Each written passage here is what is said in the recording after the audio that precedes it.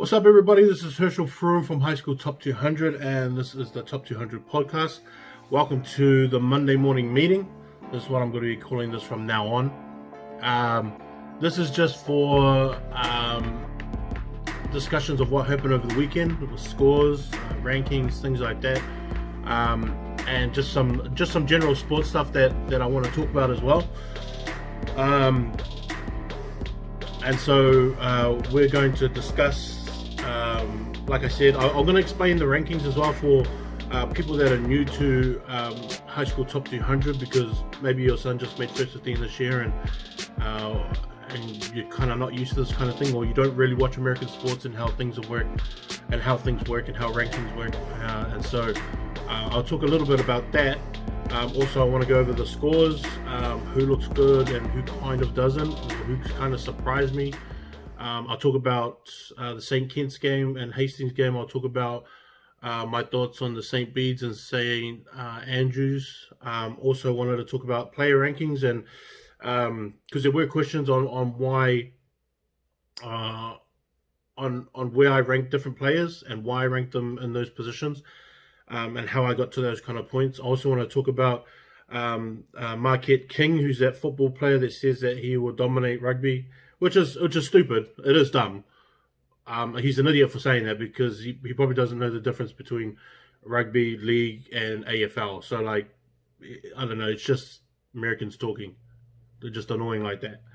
And then I want to talk about maybe a little bit about the Warriors and the Chiefs as well, especially the Warriors coaching change, as well as the Warriors and Blues game, which is kind of depressing, but I can kind of understand it at the same time. But so we'll go through some first things. So with for those that are new to this, rankings, the way that it works is that you are graded by obviously your wins and your losses, the competition that you're in, the sort of the margin of your win and loss, the team that you also play, and it also kind of matters who they have beaten and who they have lost to as well. Reflects on how that win or loss looks good or bad to you. Okay, so if you were to beat a team like Hamilton Boys, and which is a great win, if you were to lose to a team like Melville High School, which I always use as my example, if you beat Melville High School, it doesn't resonate as much in terms of rankings, because they're not really a powerhouse at all. So, it doesn't really mean that much. So the better team that you beat and the more wins that they have. So, like, if you beat a Hamilton Boys team that has not lost the game, obviously it's going to be great. And it's going to look good too, because then they play in the Super 8, which is good competition, and everyone's highly ranked, and everyone's every team in there is a highly skilled team. If you were to beat a Hamilton Boys that had lost 4 games already, and then you beat them, it kind of is not really that impressive of a win if they've already lost 4 games. If you know what I mean, kind of thing. All right, so those are the kind of things, because then I also look at the teams that they lost to, and or the teams that they lost to and who those teams have beat, and then if they're all sort of really good wins and really good teams at the same time, kind of brings it up, kind of brings it down, depending on who you're actually playing and who they have played as well. So it's not just like it's just not record, because there's a lot of teams that play in. There's a lot of good teams that play in terrible competitions that they get sort of pretty much easy wins that that they're going to get, and they really only worry about 3 or 4 teams a year, and so. That's kind of the stuff that I think about when I go into how teams are going to be ranked from week to week. So we're going to go through some scores, and there were some surprising ones, right? So I still haven't seen what the Kelston and Wesley one. If there's someone that's got that score, please send it. The most surprising one is Scots College and Rongotai drawing 5-all. Now, Scots I have ranked 7th, and I haven't ranked Rongotai within the top 25. outside the top 25, and I knew that Rongotai were going to be good, but I didn't think that they were going to draw 5-all with Scots College, who I rate really highly. Now, maybe they have rested some players, or maybe they're just not gelling at this time. But the players that they do have, I know that are really good and that are up and coming. Even the younger ones are really good as well. So hopefully I can get some footage of it so I can watch and see what actually happened. But just judging from the scoreline alone, that is in heavy favor of Rongotai and not for Scots College. Just for you to sort of get a grasp on what that actually means in terms of rankings. All right. Another score was Palmerston North and Lindisfarne was kind of surprising as well, because I thought Palmy would blow them out. But I do know that they played they had an extended bench where they had a lot of guys going in. And so I know that they were testing some players, which is fine. And that's kind of what you do for their preseason. And the only reason why I've started the rankings now is because down south, they already started their competition. So I have to be fair to them and start at the same time. So if you have a loss within the, in your preseason, in terms of high school top 200, it counts as a ranking game. So even with Hastings losing to St. Kitts, that's the number one team in the country and number 4 team in the country. It's going to be okay even with that loss. That's not going to weigh heavy on them just because they lost the game, because they lost it to the number 1 team and they're 4th, and the score was 13-5. If Hastings got blown out, that would be a different story. But they didn't. And the game was really good too. Like, I'll talk about it later, but the game was really good. The one that I was happy at was King's High School against Dunstan High School. Because 73-7 is a really good score for who I thought King's High School was. And it kind of like, and it proved me right in who I thought they were. And they came out and did what I thought they were going to do as well. 70 points is a lot of points against any team. I don't care what team you're playing. That's a lot of points to run in. And it's easy to get, especially when you get around 30 points. Everyone drops off and everyone starts to be lazy and everyone starts to chance everything. But when you hit something like 70 points, it means that you're actually like locked in for almost the whole game. And then that's where, I kind of look at them and go, okay, maybe they've matured a lot. And the thing about this King's High School side is that a lot of these guys are also back next year. So this is not just a 1-year thing. And they have a really good under 15s and under 16s that are coming through as well. And they're going to fill in those gaps. And hopefully they keep that standard high at King's High School. So we can see more of them. And so that, the 4 horsemen down in the deep south, which I call it the 4 horsemen because they're just consistent right now, is King's High School, Otago, Southland Boys, and John McGlashan, because all 4 of them are really, really good and they can compete nationally with everybody else. And so that's what I call the 4 horsemen from the deep south. And that's just on my own thing. That's the first time I said it to everybody else, but that's what I've called them for years now. Yeah, St. Andrew's game was really good. I really liked the Christchurch one.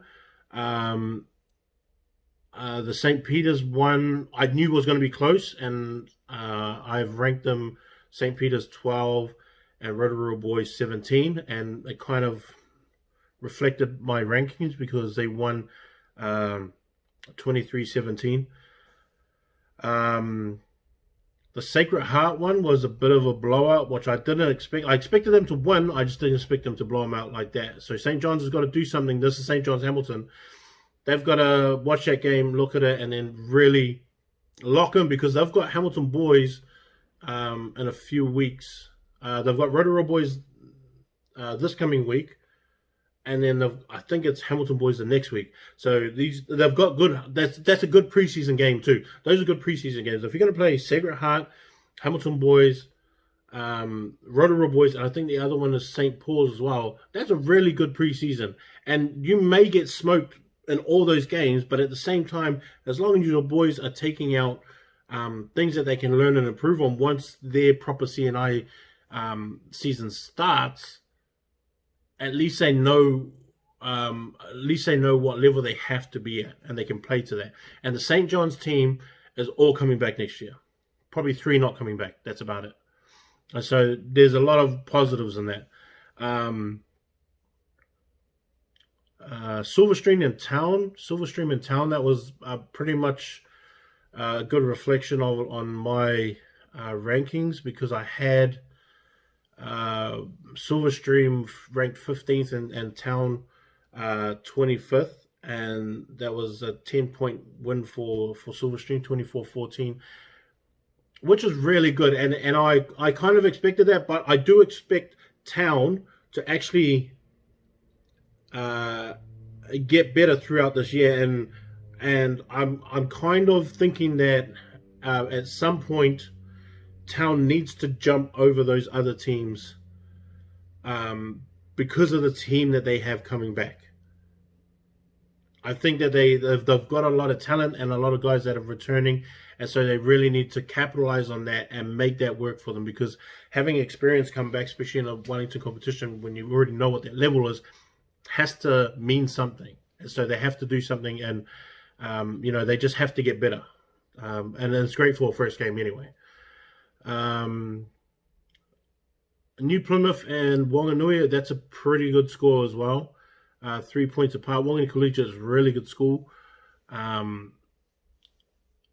Mags and Westlake, the 43-19, that's the same. Otago Boys Mount Aspiring is probably a pretty big surprise. I mean, you could say 28 points. Mount Aspiring is not bad.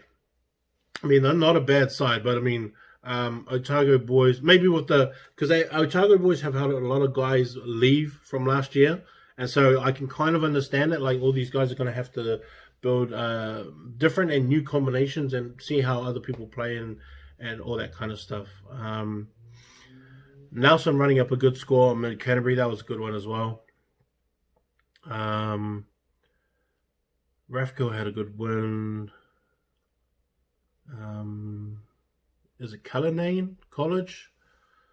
They won.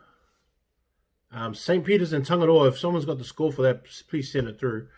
Hatupolda losing to St. John's Hastings, that was a kind of a surprise. I thought that Hatupolda would win that one. Because they have enough good players. I mean, they got a superstar in Tyson Chase as well, who's just come back from league with the Cowboys, and maybe it's just going to take a few games, but I expected them to win that. Francis Douglas winning, which was given anyway. Dilworth School winning 95 over One Tree Hill. I don't know. I don't know what happened to One Tree Hill. They've had a good team for the past 4 years. But to lose 95, unless that score is wrong, but if that score is right, Dilworth is probably looking pretty good for this year. And the guys that I thought were going to come back have probably come back, because there were a lot of young year 13s in Dilworth that I wasn't sure were coming back or not. But Jerome Tupuola is the Tupuola, is that his last name? Yeah, he's probably like the main player there, and he'll be the one that because I have him ranked in the top 200 as well, and he is a really good halfback, first five fullback, and you just got to decide. Tupuola is. You just got to decide, I guess, according to your game plan, or if he's the player that you're going to build around, where you want him, and how you're going to build around him. And so depending on where they have him, I mean, well, something's working for them anyway, because Dilworth winning by 95-0. Keeping them out is the other thing as well, because like I said before, you get lazy and stuff, and then they end up scoring points when they probably shouldn't have. So that's really good by Dilworth to keep them at a donut. Botany Downs and Liston was a surprising one because I was actually choosing Dilworth and Botany Downs to go through because I know some of the boys that have come back for Botany Downs. I thought we'll get them all the way through. I do know that Liston College had some guys returning. I didn't know how good they were going to be, but I mean, that's just one of those things is that you have to stand up in every game. If you want to move up, you got to play good in every single game and not just, I guess, take for granted that you've got some good players and that you're going to win, all that kind of stuff. I wish if someone can send me the game, I want to watch the Wairarapa College and Tower game because I know the quality of teams that they have coming back for both of them, and there's some players that I really want to see. And having a game that's 16-17, especially with those two teams, I really want to see how that game played out. Even with Hibs and Aotearoa College was another one as well that I was kind of surprised at, and how that worked out. Wellington I knew was going to win against Porirua, and that's a really good score by Wellington College. And please, I hope that they put it all together this year. St. Bernard's beating Kapiti College. I was picking St. Bernard's to win this game, but not by 67-0 because Kapiti's had a really good rugby program for the past 2-3 years maybe, and they've had really good teams that have really competed, and that is just surprising to me. 67-0 is just surprising to me, and I wasn't really expecting that. Timaru, I was expecting a better standout from Timaru over Christ College. Even Marlborough, I was picking Marlborough to win that one over St. Thomas as well. Rangiora as well was I thought they'll beat them by more. The Aoraki combined team, 25-12 is. I mean, it's a win, and it's preseason, but it's preseason for both. And I don't know. I just expected more from that one. Waitaki had a really good win, 43, so that's a good one. St. Kevin's and Wakatupu. I was actually picking Wakatupu to win that one.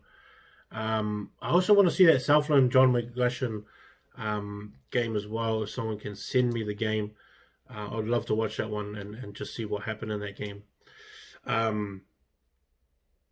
I went to Hastings boys and St. Kent's down in Taupo, and it is pretty much what I expected.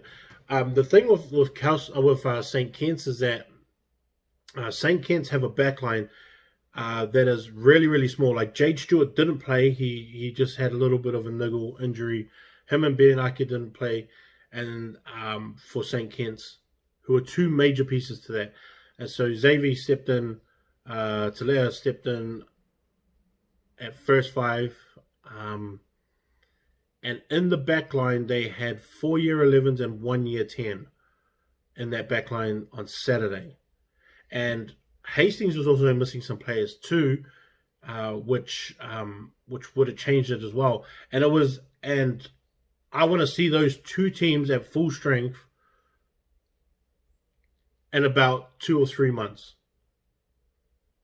Like, hopefully at the end, because I know that there's not going to be any nationals, but I also know that the principals control what happens. Now, for me, I wish that they would take my, I guess, top 8 and then play each other and just have a nationals, sort of like the top 8 teams, and then just play off against each other in a quarters and semis, finals, and then a finals, just so that they can have some kind of number one national championship team for this year. Because I think it'll be unfair, and I want to see Hamilton boys play St. Kitts, and I want to see Auckland Grammar play Hastings boys, or Palmy boys play King's College. That's a tradition as well that you got to watch. I hope they still have that game, but Palmy boys and Kings would be a good game as well. That would be one that I want to see. I want to see if Scots College can match up with, um, someone like St. Kitts or Auckland Grammar or Sacred Heart, or if King's High School can come from deep south and come up here and then do what not many teams do from the deep south, as beat North Island teams. I know it sounds crappy to you guys down there, but up here, you guys have got to prove that you can beat it. You can beat North Island teams. And I'm not just saying any North Island team. Like, you can come here and beat, like, Tukaro High School or something like that, or, those kind of schools. But we're talking about big schools. Like, I want Otago to come up here and beat them. I want Southland Boys to come up. I want Christchurch. I want Nelson to come up. I want Shirley Boys. Shirley Boys, who's playing really good. I want them to come up here as well and beat North Island teams. Just so that they can shut everybody up. See, like, I know that you guys can beat teams from up here, but the general public don't know, because when they see you guys on TV at top 4, you guys don't make it through past that first game, which is sad. I think the only one, I can't remember the last one. Maybe Otago Boys against St. Kitts that won in 2012. I think it was the last time. If I'm wrong, just tell me. I'll find that out after this anyway. But that's what I want. But so, like, because we don't have a national championship this year, why not take my top 8? And the principal's just talking about it and go, well, yeah, let's have this game. Let's have these games. Like, let's meet in Taupo or something where everyone can come central and then just make a day of it. Or make, even if you did like 20-minute halves, or let's make sure just something to, to, I guess, pick a winner, because most teams in the country come to see they come to play to make nationals and win the national championship. That's everyone's pretty much goal right at the end. I mean, if you come into the season, especially as a big team, you come into the season and you just go, yeah, we just want to win our competition. I was like, you don't want to win the national competition? You don't want to beat the best of everybody? Like, that's just how I am. I'd rather be the best player over everybody in the country, not just in my region or just, in my city. I don't know. It's just not the way that I think about stuff like that, especially if you're going to work and train that hard and put everything into it just to be the best in your area. Just doesn't make sense to me anyway. That doesn't register right to me. Like, to me, it's just like a win the whole thing kind of attitude. But that Hastings game in St. Kitts, the St. Kitts forwards were better. Like, and this is the reason why I've got someone like Alan Craig at the top as my number 1 player in the country, because him and Tanama Ruben they were just that dominant. Alan a little bit more, and just the way that they conducted themselves around rucks, the way that they set up, the way that they pulled guys in and took guys out, and their leadership was just there the whole time. That's where when I went and watched Auckland Grammar with Fino Halafihi, was the same as where I was just like, I looked at him and I thought, well, yeah, physically he would dominate. Even in the scrums, I think his lineout maybe needs a little bit of work, but that's something that he knows already. That's not a secret. And even with Monu Moli is the same one as just the leaderships are just a bit different when it comes to Alan.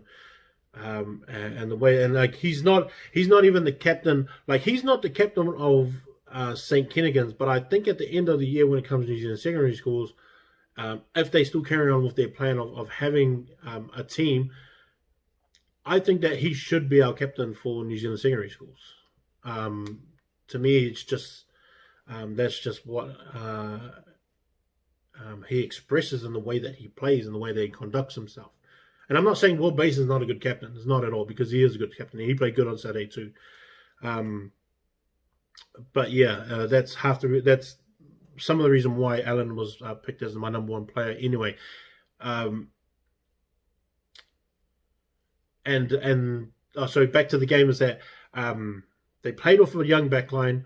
Xavier did really good as a year 11 playing at first five, and I felt the forwards really helped out those backs. And I think if you didn't have a forward pack like St. Kitts did, having two New Zealand secondary school players, even Aloha was like on there as well.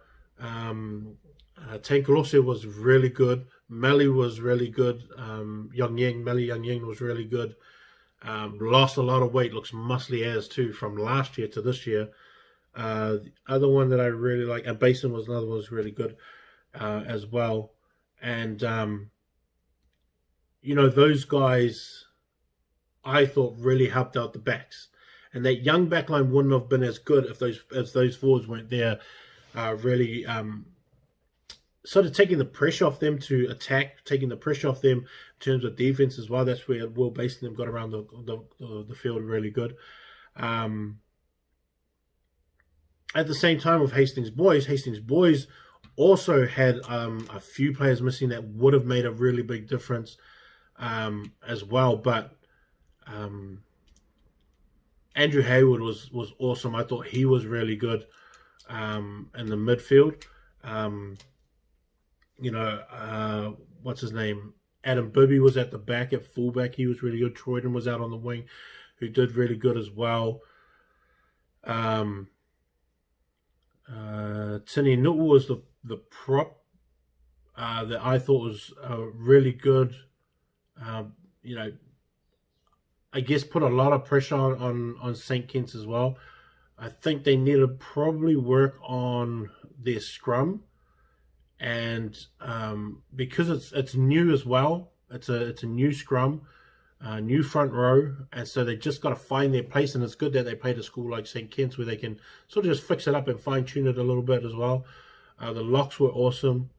I forgot the new kid's name who come over from Wairoa.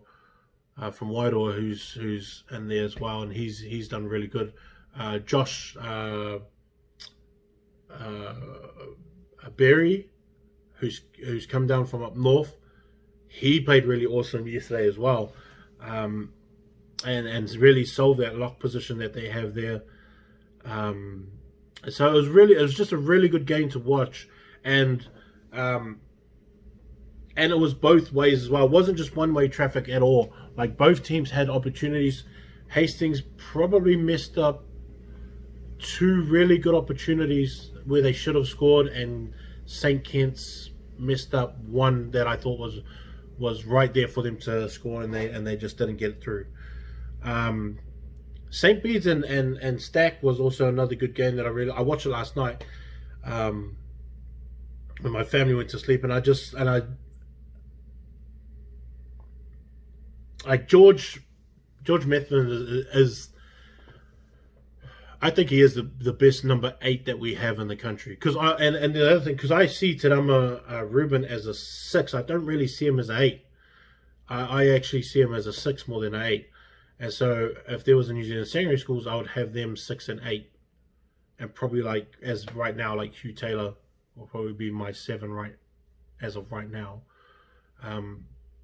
But George was really good last night when I watched him on Saturday. He was really good. And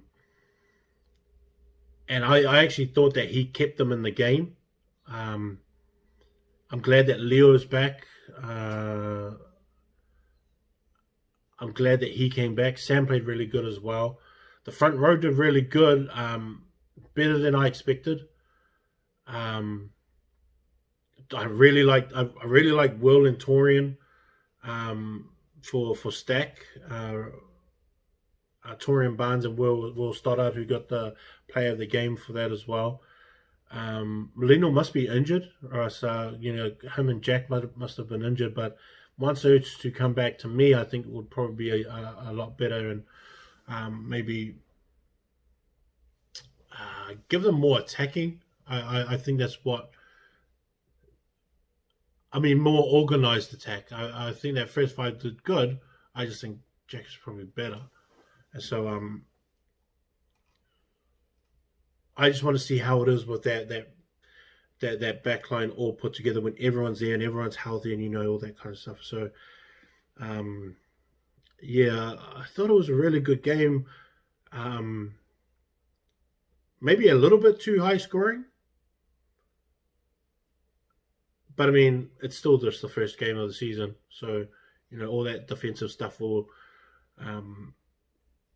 tighten up as well, and everyone's still trying to get game fit, and that's something that everyone's battling with right now. Is the game fitness is always going to be really different from your actual just training. So yeah, it's going to be cool just to see everyone get back into it again.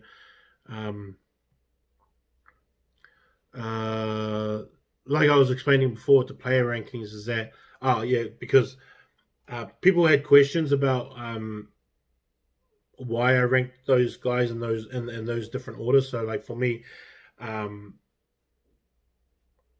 so I've got Alan Craig, Terama Ruben, I've got Fino, Halafihi, I've got Monu Moli, and Jamie Hanna as my top 5. Then there's Havila Molia, who's from St.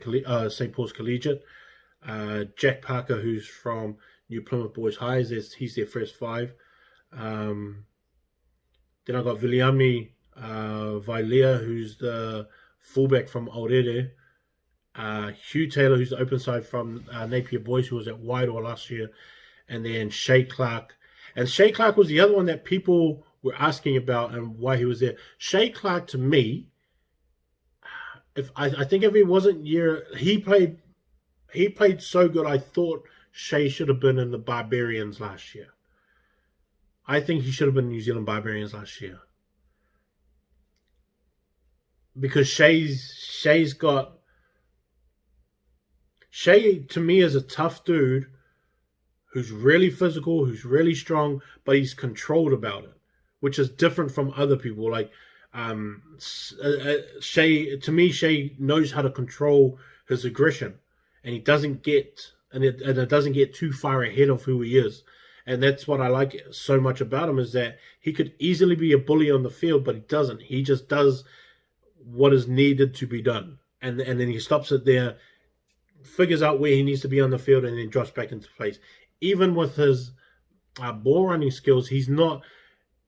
Physically, he could run over the person, but he makes a better decision and say, I'll just wait for them to come to me, then I'll draw and pass, and just let the other guy get the extra 10 7 to 10 meters. Things like that is what I like, because a lot of other kids just look for the aggression side of it and go, I just want to smash them over because all my mates are watching me, and then I'm going to get high fives and hugs and cuddles at the end of this game when I share this little story about how cool I was bumping off the fullback. Instead of just giving off the pass and go, let's just get the extra 7 meters. Then I'll get up, clean out, and then we'll carry on with the next phase. That's what I like about Shay. And to me, there's this, and it's strange because there's Shay, Daniel Dixon, and Oliver Haig, who to me are all 3 similar players that are all around 6'5", 6'6", and they all can play lock blindside. And those 3 are the guys that I think are going to be fighting over these positions for New Zealand secondary schools if we have a New Zealand secondary schools team. These 3 players are all so similar in what they can do. It's just going to be interesting. Shay's just a year 12, and he's my number 1 year 12 in the country, and the first time I've ever ranked a number 1 year 12 in the country in my top 10 for high school top 200, and that's how good I think he is. Is that he belongs in that position, and even in that discussion with Daniel and Haig, and then because even if you look at George Meffin is kind of the same, they're all around 6'4", 6'5", and they're all good runners with the ball. They're all good decision makers. They're all good leaders, and they all work hard as well. That's the other thing that I like. People asked about AJ, why he wasn't ranked higher. I just think, and wasn't ranked over Jack Parker So when you look at my rankings, I know that looking at all the rankings and looking at everybody is a lot. It's a lot to sort of take in. The way that you should look at it is your position. So if you are a second five, you look at your second fives and you count how many second fives there are and go, okay, that's what I'm battling against. You're not battling really against all the props and locks and fullbacks. If you're a halfback, you're not really having that kind of battle. You just want to be the best in your position, or be like at least top 5 in your position, so you can say, okay, I've got some kind of a chance in terms of being noticed as one of the better players in the country in my position. That's how you should be looking at it. Even when you're year 12, all you year 12s out there, look at those senior guys that are in your position, look for your calendar and go, I'm going to play this guy at this date, and that's when I'm going to prove that I'm better than this guy on this date. And so that's how it is. It is sort of like you're being marked, but at the same time, it's also for that person who's at the top. Like, let's say with Alan, like Alan's got to play. Jamie's going to be looking at Alan the same way, and then they're going to look at each other and be like, "Well, I'll play him." Then Harrison Morton's another one from John McGlashan's going to say, "Well, Harrison's going to be like, well, when do I play? When do we play Christchurch Boys if we play them?" Or are we ever going to play St. Kitts? Which is probably not. Jabez from Rongotai is going to be another one where he looks at it the same way, and he looks at those guys too, and think, when am I going to play them? Jamie Carr is another one from last night, who's a really good lock, who's also going to have to look at that Christchurch game and go, okay, I've got Fabian Holland and I've got Jamie Hanna, and I've got to beat out those two, or at least beat one of them and show that, yes, I am better than that guy, or I can compete with that guy at this level, so that when selectors watch these, or when they say that they watch these, when they watch these games or they watch these matchups, that's what they can see, is that they like, you're actually performing against one of the top in the country, and then you're not getting outdone, kind of thing. And so that's kind of how you have to look at it. And so people with Jack Parker, talking about Jack Parker and AJ Faleafaga from Jack Parker's from New Plymouth Boys, AJ Faleafaga is from St. Peter's College in Auckland, and to me, Jack is more of an organizer. He's just a game manager. He knows how to construct things in steps and in phases, and reads the game better and quicker to me than what AJ is, where AJ, to me, can kick, can pass the ball, but at the same time, I see him more as a guy who will spontaneously just go off his instincts. Which sometimes, to me, that's not always the right thing when you have a game plan in place. And so those are like the little distinct things that I sort of pick out, and I think, well, I think that would be better for a team if you were put in those situations as well. In those situations, that I would rather have a game manager who does that than someone that will chance it and chance it and chance it. So that's the reason why I have one over the other. Because another one was who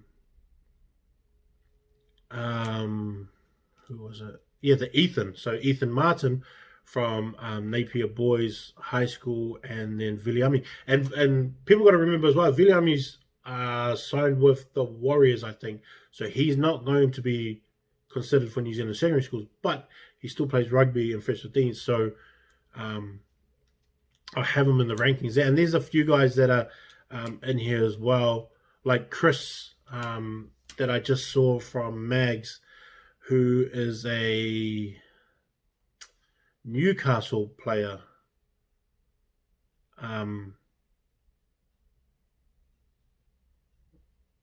Vialia, I think his last name is. Can't find him in my rankings. But when I saw him in the grammar game, you could just easily tell how good he was just in that one game. Because every time he touched the ball, he made a difference. He made a break, he made a difference, he made a good pass, he made a good decision. He was quick on the outside, always used his fence, took the hits really good, and then was still able to play the ball properly and not get lost in what sport he was and all that kind of stuff. And even the way that he fell was the right way that you should fall in terms of rugby. And if you know, like, you can't fall the same way in rugby that you do in league, and you can't run the same way in rugby that you do in league as well, which a lot of these guys, some guys can easily transition, but then some other guys just can't. And I thought that he did really good on that. So that's somewhat of the player rankings. And so after this week, the rankings for teams change weekly. The top 200 players get changed every 2 weeks. The top 200 and the year 11s get changed on the same week, and the alternating week is the year 12s, and they change on the other one. And so just so that everyone knows what the rankings are and how they work and which way they work. I wanted to talk about this Marquette King. So, like, there's a kicker that plays for the Raiders. Is he still with the Raiders? I think he might be with the Broncos now. Well, anyways, his name is Marquette King. So he's an American football player, and he said that he could play rugby and dominate easy. And this is like a discussion that people have about American football players and rugby players, and how American football players would, they could easily, like, Americans say this all the time. Americans always say they would easily come into rugby and dominate if they did. And the if is always the problem. Because if you were going to dominate, why wouldn't you just come and dominate? Don't give me this if stuff. And you got millions of people that play Division I football but don't transition into rugby. When you probably could. If you wanted to be that good, you'll come down and buy a whole bunch of really good coaches from New Zealand and take them over, and then start building teams. So don't give me this if stuff. Now this guy is a kicker, and he thought that he could come into rugby and dominate. Now, as a kicker, and this is just me just thinking, as a kicker, I think he must get confused with rugby and AFL. AFL for a kicker with an American football would probably be a better fit for him to go to AFL, not come to rugby. And people forget. People just look at these American football players and go, oh, they're muscly, they're big, they're strong. Yeah, they'll come and rip up in rugby. No, not at all. Not at all. You think rugby's an easy game to play? It's easier to transition from rugby to American football, not the other way around. Not the other way around at all. And the thing is because if you were to play American football, like if you're brought up American football, you're only brought up playing one side of the field. You're not brought up to catch the ball. You're not even brought up to pass the ball. Not even wide receivers pass the ball. They just catch. They don't even pass. You got to think about that. You think running backs pass the ball? Not at all. They just get the offload, and then they hit it up. You only got like 2, 4, 6 different places you can run as a running back. That's it. It's easy. You're looking at your blocks. Like I'm not saying it's easy like anyone can do it. I'm just saying that there's not that much you can do that is really diverse in that game. Your position is your position, and you learn it really, really well. But it doesn't mean that you can easily jump over and do something else. Like that wide receiver can't go into cornerback and then start marking up against other wide receivers. Not at all.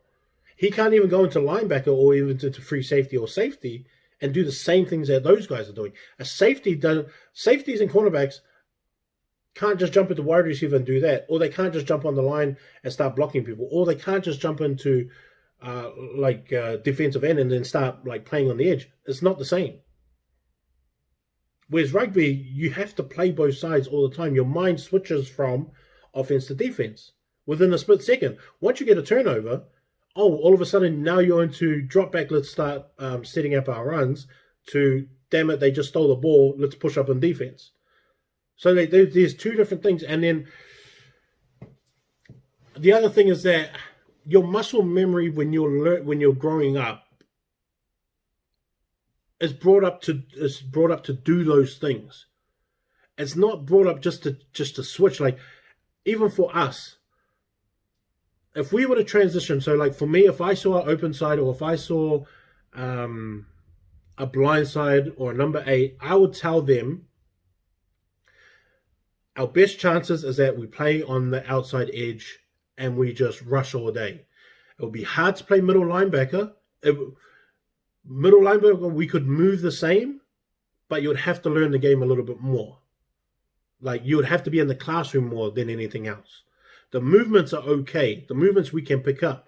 We just have to be more loose in our hips in terms of turning your hips from left to right and having that ability to move your legs to one side and have your body staying forward and also backing up and then digging your feet into the ground to change position to go straight back forward when you see that it's not a pass, it's a run play. Every middle linebacker knows this, that you step forward towards the line first, drop back when you see the pass, then go back in if it's a fake, and then they're just handing off to the running back. Things like that, you know.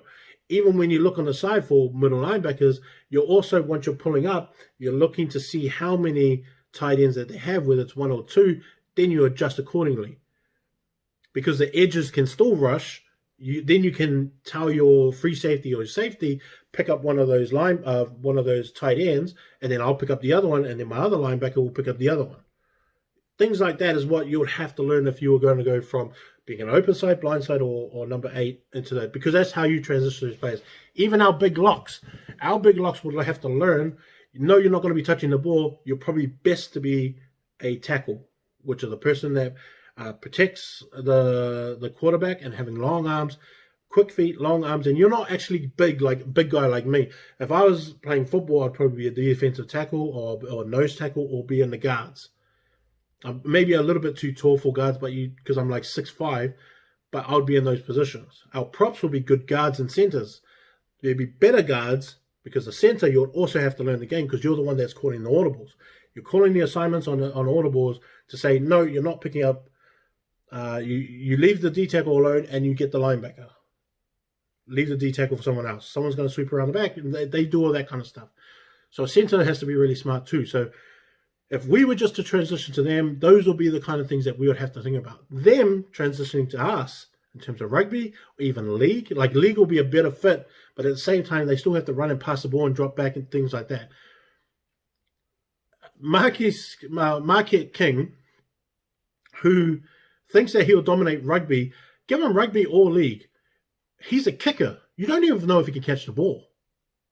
He just kicks. That's all his responsibility is to kick. Now, even if you put him at fullback, can he even catch the ball when the ball is coming? We don't even know if he can catch on the run. He can catch in a stable position, take his 3 steps up and kick it, but we don't know if he can run, and then see it and then have that timing to kick. And then also having that ability to chase down his own kick and then to make a tackle. Those are different things. And that's where I don't understand. And this is just Americans talking, because Americans talk all the time. My wife's American too. But American athletes are just so overconfident in what they can do. It's like, no. That's why Carlin Isles and them that play sevens, it's better fit for them, and they're not making the same impact that they are in 15s, because it's not the same game. Marquette King, we don't even know what else he could do, because all he does is kick. He can't read a game. He can't protect himself when a hit comes. We don't even know if he can take a hit. You'd be a tough guy in a helmet, but once it's just your mouth guard protecting you, it's like, it's a different story, buddy. Hold on to your dreads, bro, because they're going to come flying off and you run into that guy the wrong way. Especially when you come into big hitters. Do you think Marquette King can go over and cover to set a ruck? Do you think he's going to be comfortable taking a hit from a big, massive prop that's going, I'm going to smoke this guy and move him out of the way? You think he's going to put his body on the line? Cut it out, bro. Not even NFL football players will be comfortable with that yet, because they haven't felt hits without pads. They don't know that yet. If you look at the body type of American football players to rugby players, it's different too, because rugby players aren't overly muscly. They do have a lot of protection on them in terms of body, the muscles aren't big cut up muscles like those guys are. You have some guys like that, but not all of them. Because at the same time, you still got to protect your body at the same time. You got to be able to take those hits. And your body's got to be built to be able to take those hits too. And that's not just hits from being tackled. That's hits from rucks, maws, things like that. You're trying to protect you. All those kind of things count. A football player doesn't know that. That's just Americans talking. But the conversation is more for us, thinking that they can just come into our competition or into our sport and just do something like that and be like easy. It's like, no, they can't, man. Stop thinking that these American guys, just because they have heaps of muscles, are good at anything. It's like, no, they're not good at anything. You put them into rugby league, they'll get smoked as well. I don't care who they are. None of those guys can come in and then go, yeah, you can run the ball, but what happens after that? What happens when you run the ball? What happens when you have to make the tackle now? It's like, oh, okay, that's a different story. Those guys don't know that. They don't know how that is, or they don't know how that feels, or how to process that when that happens. Because the problem with having a running back, if you let's say a running back in second five, right? You have someone like Todd Gurley or one of those kind of guys. If you have them at second five or center, they don't know to pass the ball, and they don't know that they can do that action of passing the ball lateral. So that he's not going to pass the ball. That's an easy tackle. Give it to Goodhue or someone like that. Oh, shoot, he might pass the ball. We'll hang off just for a little bit. If I just saw Todd Gurley and you were marking up, I was like, no, I'm just going to tackle him straight away. Why should I even think about him passing? He doesn't pass the ball. He's a real football player. They don't pass the ball. One guy on the team passes the ball. He's the quarterback. We don't know if he can run. We don't know if he can kick. We don't know if he can say, like someone like Lamar Jackson or even Patrick Mahomes, they can't transition to rugby and just be all good at first five. No, not at all. It's stupid to think that. You think he can do a cutout pass like who was it? We played on the Rabbitohs cutout pass from Latrell Mitchell. You think like Patrick Mahomes can do that on the run? No way. No way. Stupid to think that. New Zealanders, stop thinking that that's a discussion. It's a stupid discussion. On both sides, it's a stupid discussion. They can't come down here and just dominate, or else they would. No, it's not the case at all. And if they were going to dominate, they need our coaches. And they need 10 years to do that. Maybe 8 now, because they've got some kind of rugby things going. But it's whether they think there's enough money to do it. That's what I reckon. Speaking of the Warriors as well, losing a coach, I think is always bad.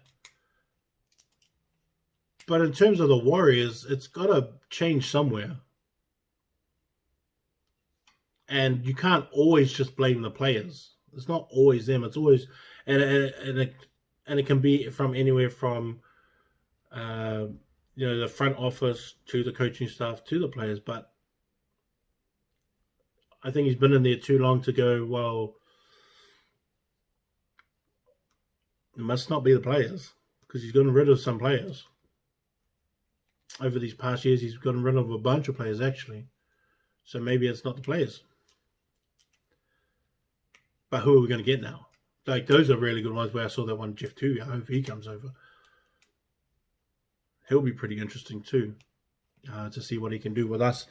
And I think every coach, and I was listening to him talk before, I think every coach has that same idea when they, the New Zealand Warriors is up for grabs. I think they think of it more as like, look at all the talent I have in my backyard, which we do, and which is something that I still feel like we haven't capitalized on so much. And we haven't really resourced ourselves in terms of finding our own talent.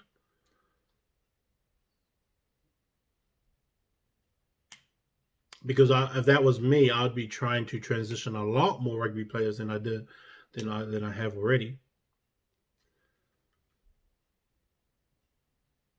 Because I think there's a bunch of rugby players that don't get picked up for rugby that should probably go into league, and they just haven't seen them because they haven't really put in that effort to do so. But it's going to be interesting, and it's going to be pretty interesting to see who they pick up and why they pick them up. And yeah, that's, I don't know. I just hope we do better. I just look at Roger Tuivasa-Sheck and I always feel sorry for him. Then it's like, oh damn, because you know that he's putting out 100% on the field all the time, and like Tohu Harris and those guys like that. I think, man, it's just not working. They must get frustrated. Like when they go home, they just like. And it's probably something I'm going to talk about as well, as like all these professional players that I talk to, and how games like that really feel in like guiding a team. Because I think, especially you guys at school who are going to be professional players within the next 3 years, some of you guys don't see it either. And I think you guys are going to be a bit more comfortable with the fact that you guys are going to be professionals in 2 to 3 years. And that responsibility is going to be on you. I mean, look at all the players now that have come out of top 200. If you've been following since then, you know, all these guys from Damian McKenzie onwards that have all been in top 200 from 2013. And then it didn't take them long to be professionals. It didn't even take Akira Luana to be, you know, to become a professional, or even Sufo Moores as well as another one. And, you know, I don't think it's easy being a professional. And if you think that it's easy, I think you better talk to some professional players, or find someone that went to your school that became a professional player and ask them honestly, be honest with you, tell me what it's like being a professional. Because the scrutiny side of it has got to be pretty bad. I mean, just look at your own, you just look at yourself and what you say about our own teams. And you think that people are not going to say that when you become professional? Well, of course. There's going to be a bunch of guys on the side saying that you ain't this, you ain't that, and that you're useless and all that kind of stuff. It's like, no, you're not useless, because you're the one that got the contract with the Boots playing on. It's like, you're not useless. Not at all. You just got to figure it out. But I think that's like a bigger discussion and a bigger issue. Probably something I should talk about after.